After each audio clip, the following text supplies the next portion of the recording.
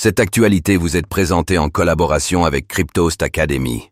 Ayez un temps d'avance sur le marché crypto en rejoignant notre communauté premium. Croissance à l'arrêt, baisse de la consommation. L'économie française exsangue au premier trimestre. Les dépenses des ménages français ont reculé très nettement en mars dernier, alors que la croissance du premier trimestre est exsangue. L'économie française échappe à la récession, mais elle patine en ce début d'année. Quelles sont les perspectives ?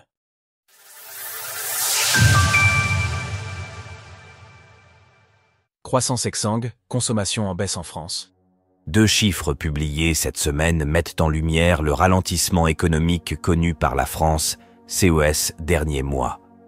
La croissance est tout juste positive sur le premier trimestre, avec une progression du PIB de 0,1%. La France échappe donc tout juste à la récession technique établie après 2 trimestres négatifs. Quant à la consommation des ménages, elle a nettement baissé. Bien que l'inflation ait nettement ralenti, les dépenses des Français ont reculé de 1% sur le mois de mars. Quant à l'investissement productif, il a reculé de 0,1% sur les 3 premiers mois de l'année. Le contexte économique global tire aussi le commerce extérieur vers le bas. Les exportations françaises se replient en effet de 0,7% au premier trimestre, avec des exportations en hausse de 0,4%.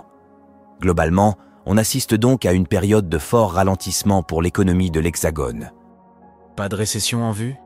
Si la croissance est exsangue, le gouverneur de la Banque de France, François Villeroy de Galhau, a affirmé avant-hier que le pays ne connaîtrait pas de récession. Nous ne voyons pas de récession pour la France et pour l'Europe.